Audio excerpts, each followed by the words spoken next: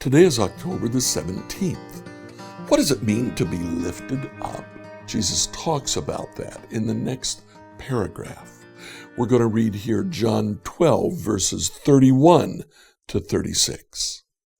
Now is the judgment of this world. Now the ruler of this world will be driven out. And I, when I'm lifted up from the earth, will draw all people to myself. He said this to indicate the kind of death he was to die.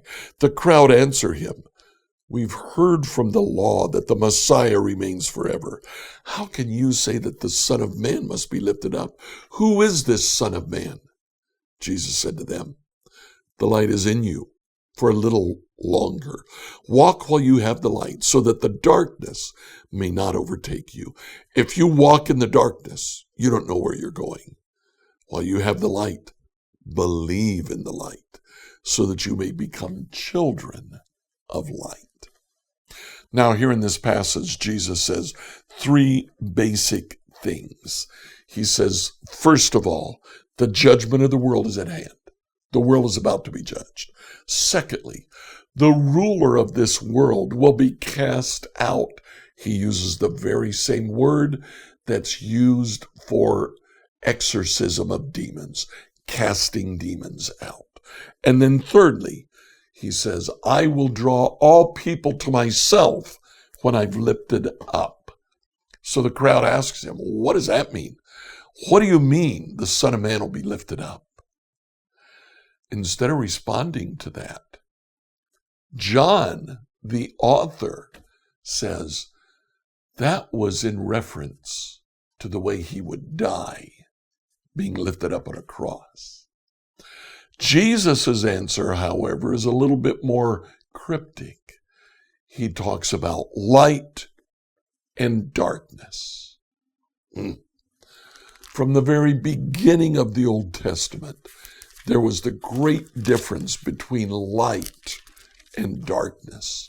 Genesis chapter 1, verses 1 to 3 says this.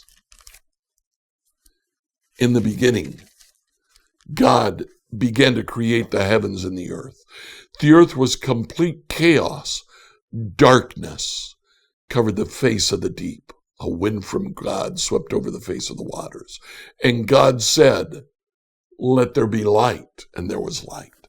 There was darkness in the world until God said, let there be light. And now we begin to see this great difference between light and darkness. In the book of Exodus, there are 10 plagues given to Egypt.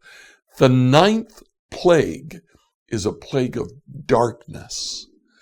3 days of darkness. Let's read about the plague of darkness in Exodus 10, 21 to 29. Exodus 10, verses 21 through 29, New Revised Standard Edition. Then the Lord said to Moses, "Stretch out your hand toward the heaven, so that there may be a darkness over the land of Egypt, a darkness that can be felt." So Moses stretched out his hand toward heaven, and there was a dense darkness in all the land of Egypt for 3 days.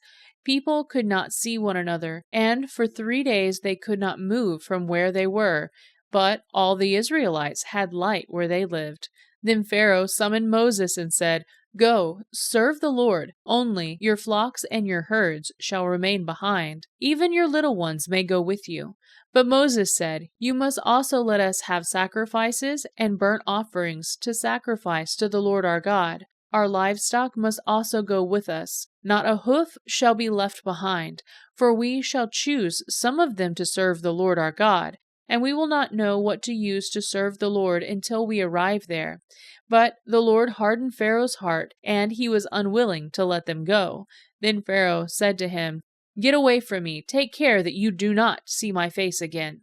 For on the day you see my face, you shall die." Moses said, "Just as you say, I will never see your face again." 2 things really captivates my interest about this darkness. First of all, it wasn't a mere solar eclipse in which the sun is diminished. the sun was extinguished for 3 days. It was a darkness that could be felt. But in Israel, there was light.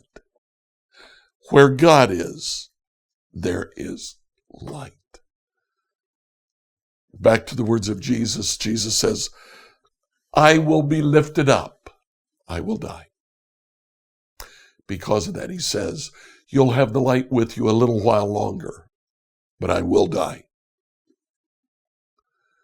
Stick around to see what happens 3 days later, when the light returns to the world. So what do we do about this today? Make sure that you have the light. Scripture reading from the New Revised Standard Version by Emily Herrera.